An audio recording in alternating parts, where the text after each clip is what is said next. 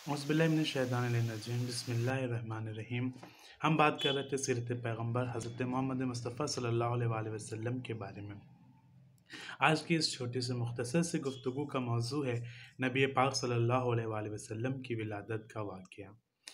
बहरहाल ये सब को जैसा कि मालूम है कि नबी पाक सल्लल्लाहु अलैहि वसल्लम का नूर दुनिया के खल्क होने से पहले हज़रत आदम के तख्लीक से तकरीबन 9 लाख बरस पहले या 4 से 5 लाख साल पहले नबी पाक सल्लल्लाहु अलैहि वसल्लम का नूर वजूद में आया था। और ख़ुद ये हदीस पैगम्बर है कि अल्लाह तबारक व तआला ने सबसे पहले मेरे नूर को खल्क किया। ठीक है, तो सबसे पहले जो नूर खल्क हुआ वो नूर मोहम्मदी था। तमाम कायनात, ये दुनिया, ये अम्बियों का सिलसिला, ये दमातात जमाना, जितनी भी चीज़ें खल्क हुई हैं वो सब नबी पाक सल्लल्लाहु अलैहि वसल्लम के नूर के खल्क होने के बाद खल्क हुई हैं। जब कुछ भी दुनिया में कायनात, भले दुनिया ही नहीं थी, कायनात नहीं थी, कुछ भी नहीं था, तब भी नबी पाक सल्लल्लाहु अलैहि वसल्लम के नूर का वजूद पाया जाता था। यहाँ हम जो बात करने जा रहे हैं वो नबी पाक सल्लल्लाहु अलैहि वसल्लम के विलादत का वाक़या, आपके कायनात में इस दुनिया में आने के वाक़े के बारे में तज़किरा होने जा रहा है। जैसा कि इससे पहले की वीडियो में इस बात का तज़किरा हुआ था, अब्रहा हबशी का हमला करना खाने काबा पर और अल्लाह तबारक व तआला का खाने काबा को महफूज कर लेना, हिफाजत कर लेना और अब्रहा हबशी के लश्कर को डिस्ट्रॉय कर देना, पूरी तरीके से बर्बाद कर देना। और फिर अरबों ने उसी वाक़े से उस साल का नाम आमुल फ़ील रखा। रवायतों में मिलता है कि अब्रहा हबशी के इस वाक़े के बाद, इस इंसिडेंट के बाद 45 दिन बाद या 55 दिन बाद नबी पाक सल्लल्लाहु अलैहि वसल्लम की विलादत सरज़मीन मक्का पर मकाम शेब अबी तालिब में, शेब अबी तालिब में नबी पाक सल्लल्लाहु अलैहि वसल्लम की विलादत हुई मक्का मुअज़्ज़मा में। आपकी वालिदा बीबी आमिना थी, वालिद जनाब अब्दुल्ला थे, आप जनाब अब्दुल मुत्तलिब के पोते थे, ग्रैंड सन थे। नबी पाक सल्लल्लाहु अलैहि वसल्लम की विलादत की तारीख़ के बारे में अलबत्त इख्तलाफ पाया जाता है मुअर्रिख़ीन के दरमियान में, क्योंकि तारीख़ में इख्तलाफ है, इसी वजह से आपकी यौम विलादत में भी इख्तलाफ पाया जाता है। वैसे नबी पाक सल्लल्लाहु अलैहि वसल्लम की विलादत की 2 अहम तारीख़ों में ज़्यादा इख्तलाफ पाया जाता है, जिसमें अक्सरियत अहले सुन्नत उलमा की इस बात को मानते हैं कि नबी पाक सल्लल्लाहु अलैहि वसल्लम की विलादत 12 रबीउल अव्वल बरोज़ पीर मंडे के दिन, यानी सोमवार के दिन बरोज़ पीर आपकी विलादत 12 रबीउल अव्वल को हुई। जबकि तमाम अहले तशय्युअ, ज़्यादातर अहले तशय्युअ यानी शिया उलमा का यह मानना है कि नबी पाक सल्लल्लाहु अलैहि वसल्लम की विलादत बतारीख़ 17 रबीउल अव्वल और बरोज़ जुमा हुई थी।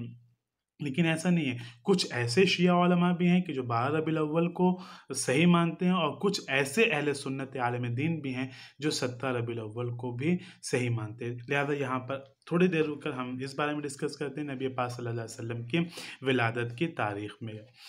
आप सल्लल्लाहु अलैहि वसल्लम की तारीख़ विलादत में इख्तलाफ है। बाज़ मुसलमान 2 रबीउल, देखिए आपने सिर्फ 12 और 17 सुनी, जबकि बहुत सी रवायतें में और भी तारीख़ें हैं। बाज़ मुसलमान 2 रबीउल अव्वल, बाज़ 6 रबीउल अव्वल, बाज़ 9 रबीउल अव्वल और बाज़ 12 रबीउल अव्वल बताते हैं। लेकिन जुमहूर उलमाए अहले तशय्युअ यानी तमाम शिया उलमा, ज़्यादातर, जुमहूर मतलब ज़्यादातर, मैक्सिमम जो उलमा हैं अहले तशय्युअ के, और बाज़ उलमाए अहले तसन्नुन यानी कुछ सुन्नी उलमा और कुछ अहले शिया, और ज़्यादातर अहले शिया उलमा और कुछ अहले सुन्नत उलमा का यह मानना है कि नबी पाक सल्लल्लाहु अलैहि वसल्लम की विलादत 17 रबीउल अव्वल सन 1 आमुल फ़ील बमुताबिक 570 ईस्वी को हुई थी। अल्लामा मजलिसी अलैहि रहमा हयातुल क़ुलूब की जिल्द नंबर 2 सफ़ा नंबर 44 में तय फरमाते हैं कि उलमाए इमामिया यानी शिया उलमाए इमामिया का इस पर इजमा इत्तेफाक है कि आप सल्लल्लाहु अलैहि वसल्लम 17 रबीउल अव्वल 1 आमुल फ़ील यौम जुमा बवक्त शब या बवक्त सुबह सादिक शेब अबी तालिब में पैदा हुए हैं। नबी पाक सल्लल्लाहु अलैहि वसल्लम की विलादत के बारे में ज़्यादातर उलमा का ये इत्तेफाक है, जिसमें अगर हम 2, 6 और ये 14, 12 इन तारीख़ों को देखने का, 2 तारीख़ें ऐसे हैं जिसमें ज़्यादातर उलमा का इत्तेफाक है, जिसमें 12 रबीउल अव्वल और 17 रबीउल अव्वल। यही वजह है कि रहबर इनक़िलाब में रहबर मुअज़्ज़म आयतुल्लाह ख़ामेनी और आयतुल्लाह ख़ुमैनी ने इस बात को पर ज़ोर दिया कि जो है, क्योंकि 12 रबीउल अव्वल की तारीख भी रसूल की विलादत की है, 17 रबीउल अव्वल की भी तारीख भी रसूल की विलादत की है। लिहाजा 12 से 17 ये वीक हफ्ते वहदत के नाम से पूरी दुनिया में सेलिब्रेट किया जाए और पूरे एक हफ्ते तक रसूल पाक सल्लल्लाहु अलैहि वसल्लम की विलादत का जश्न मनाया जाए, जिसमें महफिलें हों, तकरीरें हों, कॉन्फ्रेंसेस हों, आपके सीरत के गोशों को किताबें लिखी जाएं और आपके ऊपर लेक्चर सीरीज़ वगैरह हों और नबी पाक की सीरत के बारे में लोगों को बताया जाए। लिहाजा ये दोनों ही तारीख अहम है, दोनों में ही जश्न मनाया जाए, खुशियाँ मनाया जाए। वैसे अहले तशय्युक़ के उलमा, शिया उलमा और बहुत से अहले सुन्नत उलमा का ये मानना है कि नबी की विलादत 17 रबीउल अव्वल 1 आमिल फूल 570 ईस्वी में शेब अबी तालिब में मकाम मक्का में अबरहा हबशी के हमले के 45 या 55 दिन बाद आपकी विलादत जनाब आमिना खातून के यहाँ हुई थी। नबी पाक सल्लल्लाहु अलैहि वसल्लम की विलादत के वक्त कुछ ऐसे हैरत अंगेज़ वाक़यात का ज़हूर हुआ था जिनका तज़किरा यहाँ पर हम करने जा रहे हैं। नबी की विलादत से मुतालिक बहुत से ऐसे उमूर रोनमा हुए जो हैरत अंगेज़ हैं। मसलन आपकी वालिदा माजिदा को बारे हमल महसूस नहीं हुआ, यानी आपको वेट ऑफ प्रेगनेंसी का जो वेट होता है, यानी प्रेगनेंसी महसूस वैसे नहीं हुई जैसे औरतों को हुआ करती है, और वो तौलीद के वक्त कसाफ़तों से पाक थीं। आप मखतून और नाफ बुरीदा पैदा हुए थे। जब आपकी विलादत हुई, आमतौर पर जब बच्चे की विलादत होती है तो वालिदा जो हैं वो नजिस हो जाती हैं और बच्चा भी नजिस हो जाता है। कि नबी पाक सल्लल्लाहु अलैहि वसल्लम के एक तो सबसे बड़ा मुजज़ा ये था कि जब आप बतन मादर में थे तो आपके वालिदा को बतन मादर यानी प्रेगनेंसी का एहसास नहीं हुआ। दूसरी चीज़ ये कि जब आप पैदा हुए तो आपकी वालिदा नजासतों से पाक थी, ठीक है। और नबी पाक सल्लल्लाहु अलैहि वसल्लम जब पैदा हुए तो आप मखतून थे, और आपका मखतून का मतलब यानी आपका ऑलरेडी ख़तना हो चुका है, यानी आप अल्लाह की जानिब से इस तरह से आए थे कि आप मखतून थे और नाफ बुरीदा, आपके नाफ को अलग करने की ज़रूरत नहीं बल्कि नाफ पहले से ही अलग थी। आपके ज़हूर फरमाते ही आपके जिस्म से एक ऐसा नूर साते हुआ जिससे सारी दुनिया रोशन हो गई। आपने पैदा होते ही दोनों हाथों को ज़मीन पे टेक कर सजदा खालिक अदा किया, फिर आसमान की तरफ सर बुलंद करके तकबीर कही, ला इलाहा इल्लल्लाह अना रसूल अल्लाह। ये नबी पाक सल्लल्लाहु अलैहि वसल्लम ने वक्त विलादत ये कलमा अपनी ज़बान से जारी किया, जिससे ये बात ज़ाहिर हो जाती है कि नबी पाक सल्लल्लाहु अलैहि वसल्लम 40 साल में जाकर नबी नहीं हुए, 40 साल में आपने ऐलान रिसालत किया। आप तो उस वक्त भी नबी थे जब आप अपनी माँ के बल्कि आप उससे पहले भी, जब आप कायनात में नहीं आए थे, जब आपका नूर वजूद में, तब से आप रसूल थे, तब से आप नबी थे। 40 साल में तो नबूवत का सिर्फ इजहार किया, ऐलान किया। ये 40 साल तक लोगों को आमादा किया उस ऐलान के लिए, ऐसा नबूवत ऐलान रिसालत के लिए। वरना नबी जब पैदा हुए थे तब भी वो नबी थे, तब भी वो रसूल थे, तब भी वो मासूम थे और तमाम ख़ताओं, तमाम बुराइयों से आप दूर थे। नबी पाक सल्लल्लाहु अलैहि वसल्लम की विलादत के बाद शैतान को रज्म किया गया और उसका आसमान पे जाना बंद हो गया। सितारे मुसलसल टूटने लगे। तमाम दुनिया में ऐसा ज़लज़ला आया कि तमाम दुनिया के कनीसे और दीगर गैरुल्लाह की इबादत करने के मकामात मुनहदिम हो गए। यानी तमाम गैरुल्लाह के ऐसा ज़लज़ला आया कि जिसे खाने काबा में रखे हुए बुतों के बारे में मिलता है। नबी पाक सल्लल्लाहु अलैहि वसल्लम की जब विलादत हुई तो वो तमाम बुत, बड़े बड़े बुत मुँह के बल ज़मीन पर गिर पड़े। उनमें से अक्सर बुत टूट फूट भी गए और जो गैरुल्लाह के मकामात थे, ऐसा ज़लज़ला आया कि वो उनकी दीवारें टूट गईं, वो गिर पड़े, वो ख़त्म होने लगे। जादू और कहानत के माहिर अपनी अक्लें खो बैठे। जादूगर और काहिन उनकी अक्लें काम करना बंद कर दी और उनके मुवक्किल महबूस हो गए। ऐसे सितारे आसमान पर निकल आए जिन्हें कभी किसी ने नहीं देखा था। सावा की वो झील जिसकी परस्तिश की जाती थी, मकाम सावा पे एक झील थी जिसकी इबादत की जाती थी, लोग जिसकी पूजा करते थे, वो एक बैग से जो है खुश्क हो गए, उसका पानी खुश्क हो गया। वादिय समावा जो शाम में है और 1000 साल से खुश्क पड़ी थी, उसमें पानी जारी हो गया। जहाँ पे पानी नहीं था, खुश्क ज़मीन थी, समावा शाम में एक मकाम पर, वहाँ पर अपने आप पानी जारी हो गया। दजला में इस कदर तुग़यानी हुई, दजला जो नहर दजला है, दजला में इस कदर तुग़यानी हुई कि उसका पानी तमाम इलाकों में फैल गया।